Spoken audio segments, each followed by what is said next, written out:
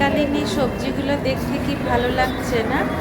সবুজ, লাল, কমলা, বেগুনি, আর এরা এত সুন্দর করে সাজিয়ে রাখে, দেখে মনে হলো একটা ছবি তুলি। না, ছবি তোলার জন্য যাইনি অবশ্য, বাড়িতে না কোনো ফল ছিল না, তাই জন্য একটু ফল আনলাম। আর দেখতে গেলাম যে আর কি কি পাওয়া যায়। মানে এখানে ফেরার পথে যারা অফিস যাত্রী তারা সব নিয়ে ফেরেন ফল সবজি। আমি বাড়ি ফেরার পথে এই চারটে, এখানে তিনটে, এই তিনটে কলা, আর এই চারটে চারটে কলা নিল আমার 20 টাকা।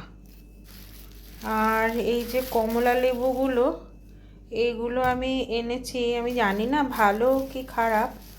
হ্যাঁ, মা সকালবেলায় বলছিল যে বাড়িতে কোনো ফল নেই, তাই জন্য আমি একটু ফল নিয়ে এলাম। আমিও তো বুঝতে পারি না, সবই যেন আমার কাছে সমান লাগে। 6খানা চাইছিল 50 টাকায়, তো আমি এই 7টা লেবু আমাকে দিল হচ্ছে 50 টাকায়। আর এনেছি হচ্ছে পেয়ারা। এগুলো না পেয়ারা না, এগুলো যে কি একটা বড় বড়, এগুলো কি, এগুলো পেয়ারা? এগুলোর সঙ্গে না এগুলো হাইব্রিড, খেতে কোনো পেয়ারার স্বাদ পাই না।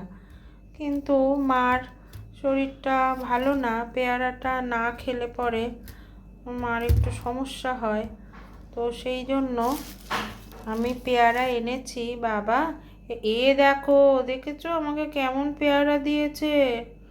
ভালো লাগে না।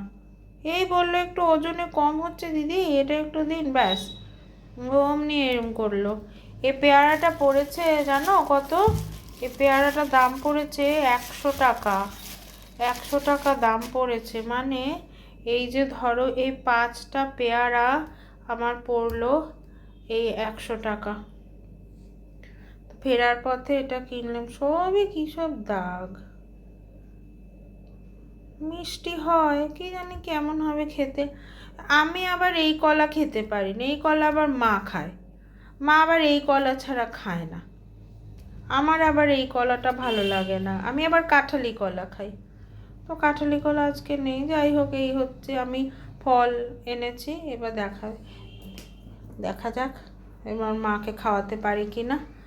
তোমাদের কি কে বাজার করে গো? আর ফল টলগুলো তোমরা কোথা থেকে কিনো একটু বলো তো, কমেন্ট বক্সে লিখে জানাবে। আর আমাদের সাথে থাকবে, হ্যাঁ, আমার আর মার সাথে থাকবে, কেমন? চ্যানেলটাকে প্লিজ সাবস্ক্রাইব করে নিও, আমাদের পাশে থেকো।